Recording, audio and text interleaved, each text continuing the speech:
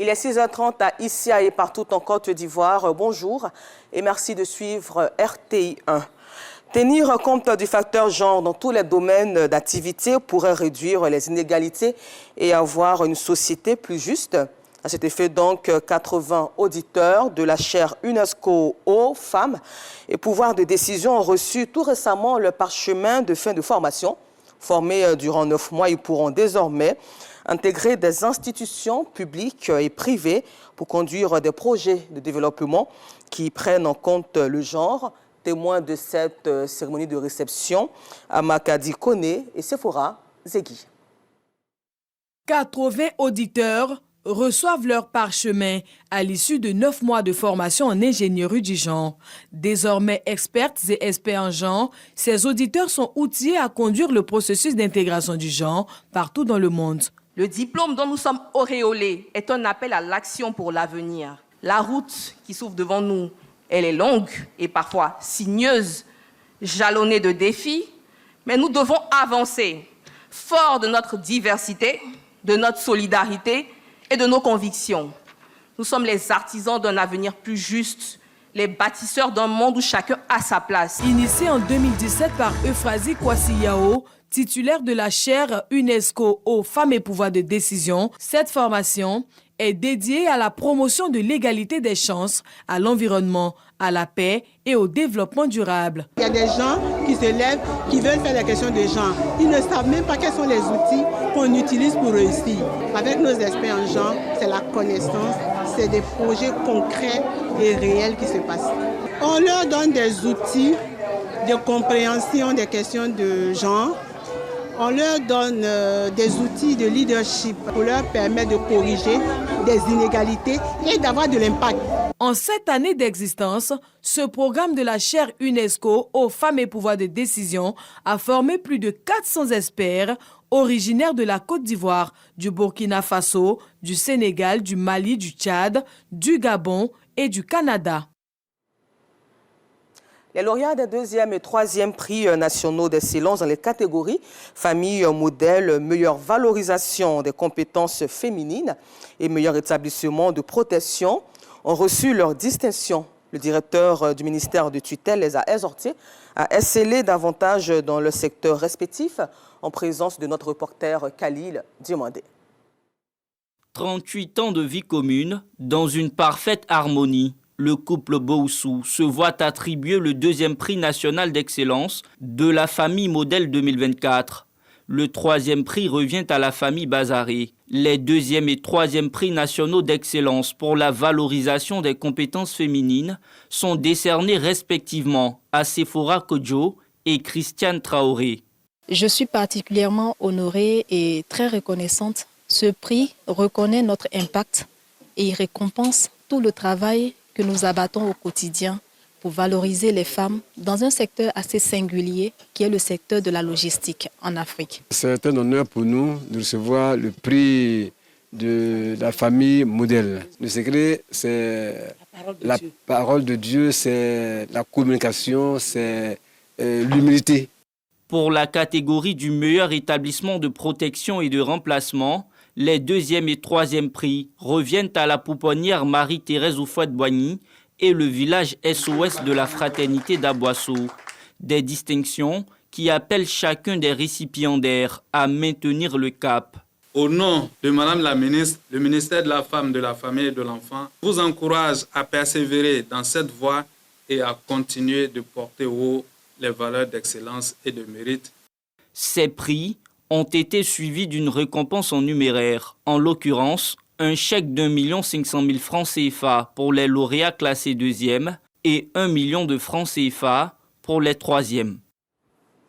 Dans le secteur des transports, quand renouveler le parc auto devient une exigence, la Côte d'Ivoire est malade des accidents de la circulation avec ses blessés graves et ses morts. Le dernier cas en date, la tragédie de Broquois, village sur la route de Daloa-Issia, qui a occasionné la visite du ministre des Transports, Amadou Kone, sur les lieux.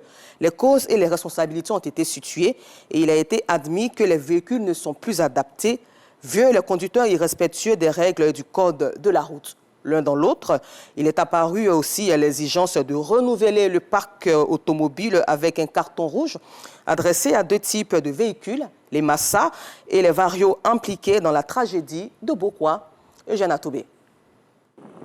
Sur l'axe Daloa-Issia revêtu d'un bitume neuf en divers endroits, c'est toujours le va-et-vient incessant des véhicules de transport.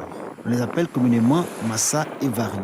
Les voici en stationnement dans le village de Brokwa, à 15 km d'Issia, à la recherche de passagers. Ironie de l'histoire, c'est dans ce village qu'est survenu le terrible accident du vendredi 6 décembre, faisant 26 morts et 33 blessés. En cause, l'incivisme des conducteurs de ce type de véhicule. Aujourd'hui, encore, Brokwa est dans la consternation. Depuis vendredi jusqu'à aujourd'hui, on n'arrive même pas à manger de la viande. Les gens étaient brûlés. Bon, on sentait mal à l'aise dans le village. L'accident de Brokwa achève de convaincre de ce que les véhicules de transport appelés Massa et Vario dans l'inconscient collectif sont des dangers potentiels pour les passagers. L'argument avancé est que les engins sont vieillissants et mal entretenus. Les conducteurs ne respectent pas le code de la route et multiplient à l'envi les voyages à l'aide d'excitants ou de produits dopants pour le maximum de profit. Gare routière de Daloa.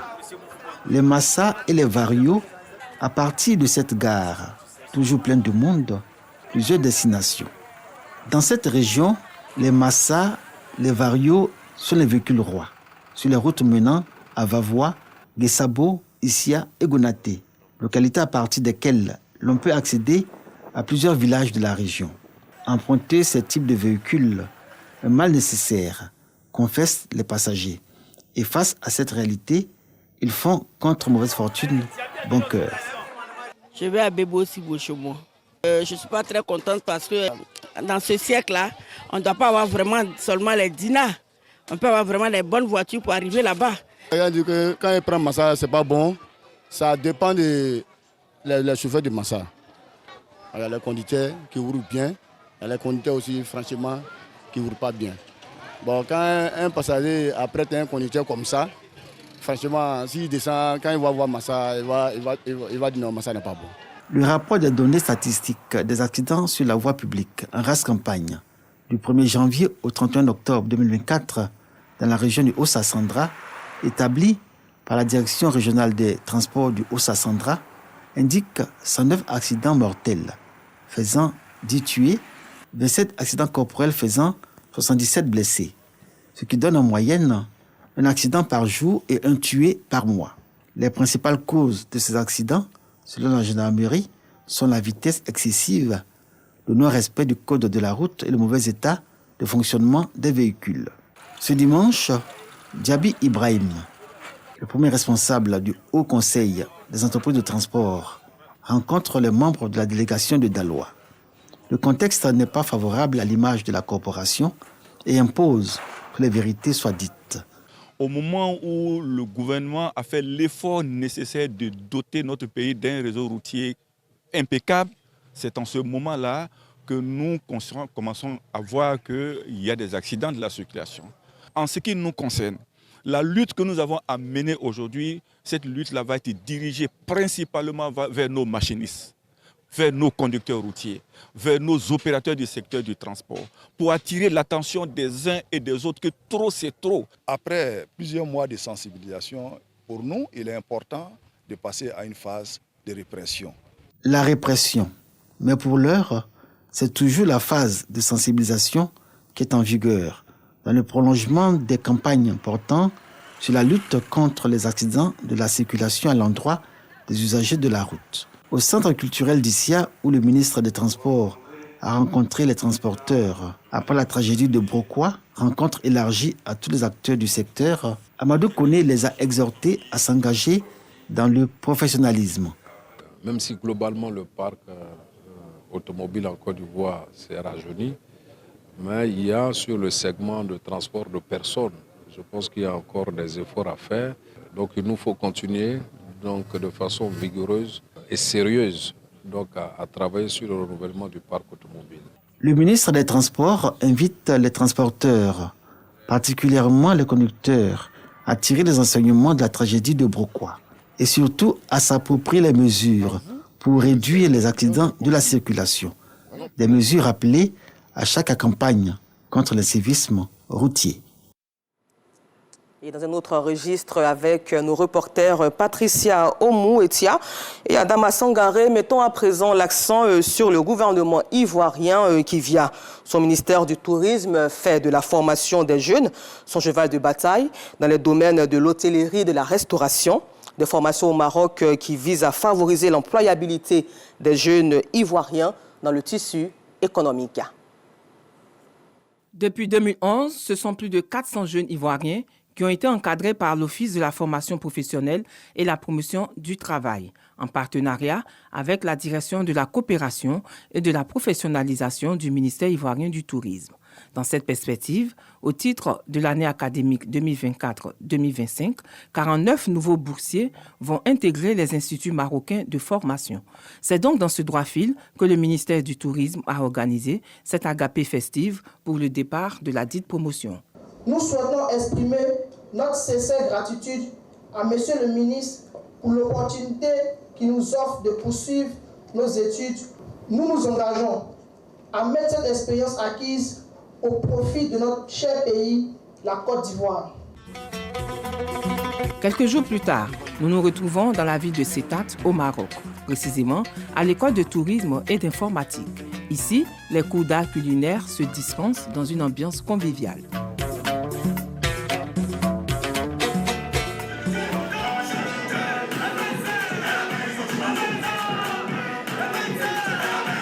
Le Maroc est aujourd'hui un pays d'accueil pour la migration estudiantine internationale.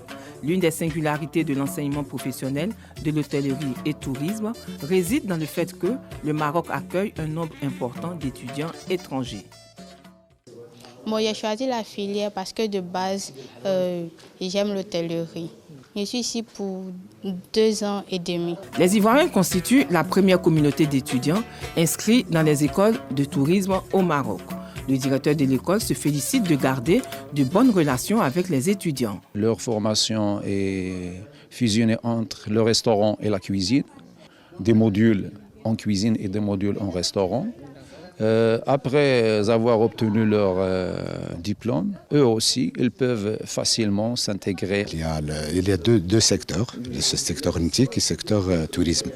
Donc le secteur nautique, il y a le développement digital et l'infrastructure digitale, et pour le tourisme, management et le service, c'est la restauration. Autre étape de notre voyage, la rencontre de la délégation avec le premier conseiller de l'ambassade représentant Lamine Ouattara, ambassadeur de la Côte d'Ivoire au Maroc. Le premier conseiller de l'ambassade a réaffirmé l'enjeu d'une industrie touristique et hôtelière performante et aux standards internationaux pour le développement de nos deux pays. Pendant 13 ans, nous avons formé plus de 500 étudiants, surtout que c'est des étudiants qui sont bien formés et quand ils rentrent en Côte d'Ivoire, pour la plupart, ils ont un emploi en Côte d'Ivoire. Nous sommes venus au Maroc sur instruction de Monsieur le ministre du Tourisme et des Loisirs, M. Sendou Fofana, pour voir les étudiants qui arrivent chaque année au Maroc, les conditions dans lesquelles ils vivent, les conditions de travail. L'école hôtelière de Casablanca. Cette école est reconnue comme leader en matière de formation dédiée au secteur de l'hôtellerie et de la restauration au Maroc. Selon les responsables des écoles fréquentées, les étudiants ivoiriens se comportent très bien au niveau des études. Selon mon expérience en tant que formatrice, c'est vraiment des stagiaires qui sont très assidus, très motivés. Ils ont un certain savoir-vivre que j'ai beaucoup admiré. L'incidence recherchée est de mettre en œuvre la politique de formation du gouvernement ivoirien, une ressource humaine à fort potentiel technique et aux standards internationaux. C'est aussi l'occasion de célébrer la fraternité entre la Côte d'Ivoire et le Royaume du Maroc en matière de formation professionnelle, eu égard à son exemplarité dans la coopération bilatérale dans le domaine du tourisme. À la page sport, la 3e journée de la Ligue des champions CAF se joue et le stade d'Abidjan, le représentant ivoirien qui a 0 point à son compteur, évoluera ce jour pour un match crucial devant les Sud-Africains d'Orlando Pirates. Et hier vendredi au stade Félix Houphouët-Boigny d'Abidjan Plateau, les entraîneurs des deux équipes ont animé une conférence à laquelle Patrice Dadier du service des sports a pris part. Après 2 sorties infructueuses où le stade d'Abidjan n'a pris aucun point, les Yéyés, logés dans le fond du classement, espèrent se relancer dans la compétition. Ce samedi, au stade Félix Houphouët-Boigny, pour la 3e journée de la Ligue des champions CAF, dans le groupe C, Mansour Kouakou et ses coéquipiers croisent le fer avec Orlando Pirates d'Afrique du Sud, dauphin de la Ligue d'Égypte, 4 unités plus 1. Un face-à-face très déterminant pour les stadistes qui doivent faire preuve de rigueur défensive et d'efficacité devant les buts. Nous sommes dans une poule qui est vraiment difficile. Donc tous les matchs que nous devons jouer sont des finales. Nous attendons à ce type de tournoi. Alors je pense que ça va être détermination et courage que nous allons affronter Orlando Pirates. Le SAD n'est pas arrivé là par hasard. Et donc nous devons montrer à tout le pays ivoirien que nous sommes capables, n'est-ce pas, de prendre les 3 points demain. Il le faut, parce que nous voulons continuer vraiment la compétition. Attention à Orlando Pirates, actuel 2e dans le championnat local et considéré comme l'un des géants sur le continent. Nous commençons notre première étape dans cette compétition qui est difficile. J'ai l'expérience en tant que coach et j'ai l'expérience aussi en tant que joueur. Quelle que soit l'équipe que nous rencontrons, que ce soit une meilleure ou moins meilleure équipe, nous voulons vraiment faire de notre mieux. Si lors de la précédente rencontre, face aux Algériens de Belouizdad, où les gradins de Félicia étaient pratiquement déserts, cette fois, le public sportif ivoirien doit jouer son rôle prépondérant, celui du 12e homme. Et cet actu marque la fin de ce temps d'information. Bonne chance aux Ivoiriens et bonne suite de programme sur RTI 1.